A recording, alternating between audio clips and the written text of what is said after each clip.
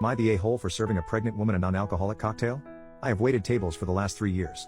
During my shift last night, a group of 4 women in their late 20s came in. They were a pleasure to have as customers. They ordered 4 of our house cocktails to start with and then went over the menu for their entrees. When I was on my way back to their booth with the drinks on a tray, I walked by the back side and overheard one of them talking about how she was 14 weeks along. When I rounded back, they were talking about the same topic and it was clear to me that she was pregnant. I figured her having 1 drink wasn't a big deal. They ordered their entrees and I went off to handle other tables. About 5 minutes later, they called me over again and asked for another round. At this point I started getting concerned, but I took the order and cheerfully said I'd be right back. This time, I went to the bartender and asked him to make one of them a virgin cocktail. He was confused, but since he's a good friend of mine, I told him to just trust me. A few cocktails later, hers strictly virgin, they started getting rowdy, and Mrs. Pregnant Woman was also getting into it. I figured that since she didn't notice, things were okay. The problem came when I took them their check, and they asked to split the bill at the register. When Mrs. Pregnant Woman got to the counter, I saw her cocktails were marked with